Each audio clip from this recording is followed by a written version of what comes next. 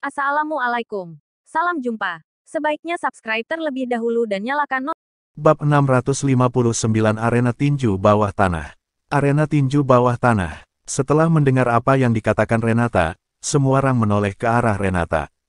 Ya, ada arena tinju bawah tanah yang sangat terkenal di depan sana, tetapi untuk masuk ke sana membutuhkan tiket dan tiketnya cukup mahal, jadi hanya sedikit orang yang tahu. Renata adalah penduduk asli Magelang, jadi dia pasti tahu betul tentang Magelang. Yoshua berteriak sangat gembira, "Bagus sekali, hanya ada orang biasa yang bertarung di sini dan tidak ada yang menarik. Ayo langsung ke arena tinju bawah tanah saja."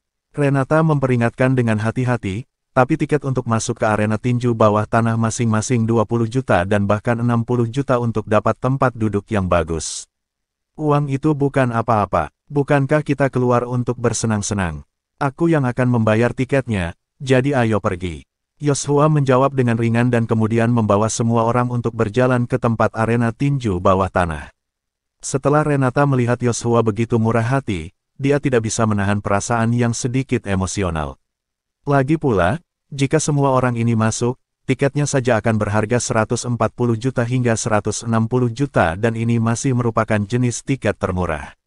Jika lokasi tempat duduknya sedikit lebih baik, harganya bisa lebih dari 200 juta.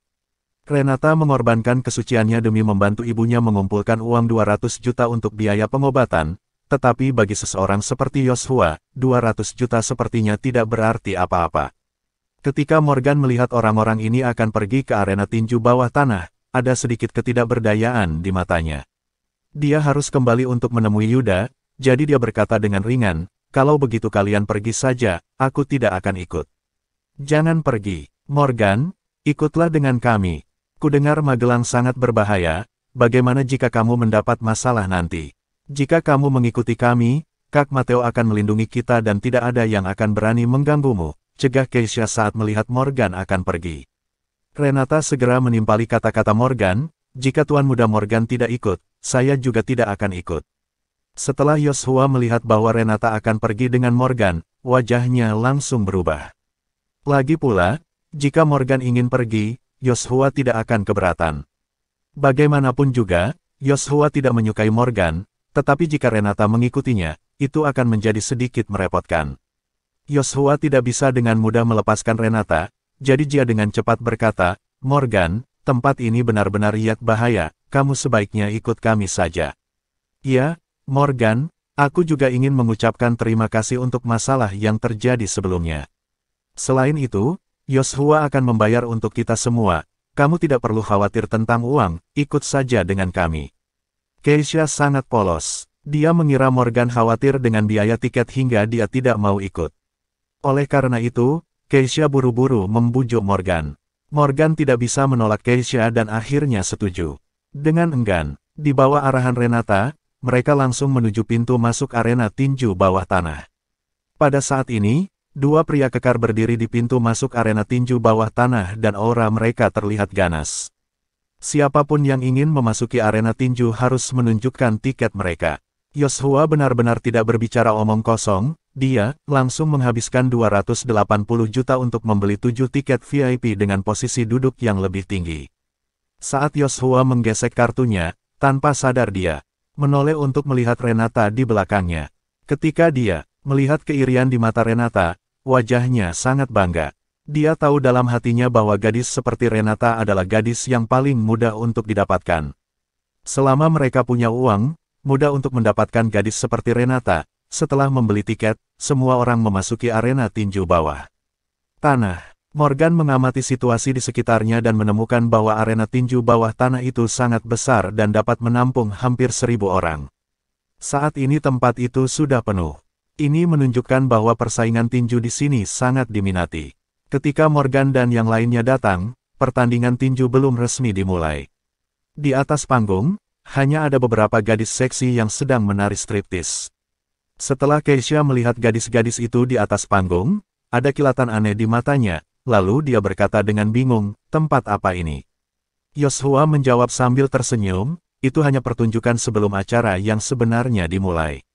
Setelah mendengar kata-kata Yoshua, semua orang mulai mencari tempat duduk mereka dan kemudian duduk. Meskipun penampilan wanita cantik di atas panggung sangat menarik, tidak ada yang memperhatikan situasi di atas panggung. Mereka hanya mendiskusikan siapa pemain yang akan menang nanti. Perlu diketahui, tempat paling menguntungkan di arena tinju bawah tanah ini bukanlah uang tiket, melainkan judi. Sebelum dimulainya setiap pertandingan tinju, akan ada wanita cantik seksi yang berpakaian sangat menarik lewat di depan para tamu. Wanita cantik yang seksi ini memiliki lembaran judi dan mesin EDC di tangan mereka. Jika mereka menyukai seorang pemain, mereka dapat memilih untuk bertaruh, baik uang tunai atau menggesek kartu. Kemudian wanita cantik itu akan memberi mereka lembaran judi. Setelah mereka menang, mereka bisa langsung menukar taruhan dengan bonus. Tempat kecil semacam ini paling banyak akan menghasilkan puluhan miliar uang dalam satu malam, tetapi, jika itu adalah arena tinju bawah tanah yang besar, mungkin ada ratusan miliar dalam satu malam. Pada saat ini, seorang wanita cantik seksi mengenakan pakaian merah, stoking hitam, dan sepatu hak tinggi berjalan ke arah Yoshua sambil tersenyum, dan kemudian bertanya kepada Yoshua dengan lembut, "Pria tampan, apakah kamu ingin bertaruh?" Saat Yoshua membeli tiket sebelumnya, staf di arena tinju itu tahu bahwa Yoshua punya banyak uang. Jadi, tamu seperti itu harus diperlakukan secara khusus. Yoshua memandang wanita cantik itu sejenak, lalu menoleh ke Matteo dan bertanya, "Kak Matteo, apa kamu ingin bermain?" "Ya," Matteo setuju dengan senang hati. Kemudian dia mengeluarkan uang 100 juta yang baru saja dia menangkan dan bertaruh pada salah satu pemain. Setelah Yoshua melihat Matteo bertaruh, dia juga taruh 200 juta. Keisha tidak terlalu tertarik dengan hal semacam ini dan langsung menolaknya. Kondisi keluarga yang lain tidak sebaik Matteo dan Yoshua, sehingga mereka hanya bertaruh kurang lebih 20 juta. Orang-orang ini juga bertaruh pada orang yang sama yang dipilih Matteo. Ketika Renata melihat bahwa orang-orang ini bersedia membayar 200 juta tanpa pikir panjang, matanya berkilat sedikit bingung dan dia tidak tahu bagaimana menggambarkan suasana hatinya. Ketika Yoshua melihat bahwa Morgan hanya duduk di sana tanpa gerakan apapun, dia menunjukkan tatapan aneh di matanya dan bertanya kepada Morgan sambil tersenyum, "Morgan, apa kamu mau bertaruh?" "Tidak." Morgan menggelengkan kepalanya tanpa berpikir panjang. Sebenarnya, jumlah uang itu memang jumlah yang sedikit untuk Morgan, tetapi Morgan sama sekali tidak menyukai membuang-buang uang sebanyak itu, apalagi membuang-buang uang untuk hal-hal seperti itu. Jika Morgan memang harus mengeluarkan uang, dia berpikir lebih baik memberikannya kepada Renata.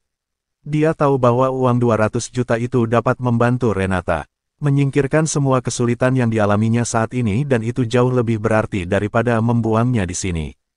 Yoshua tampak bersikap baik dan berkata kepada Morgan, "Morgan, jika kamu tidak punya uang, aku bisa meminjamkanmu dan kamu bisa membayarku kembali ketika kita menang." Petik 1. Mendengar kata-kata Yoshua, Morgan menoleh ke arah Yoshua dengan wajah datar dan bertanya dengan santai, "Apa kamu pikir kamu sangat kaya?" Garis vertikal.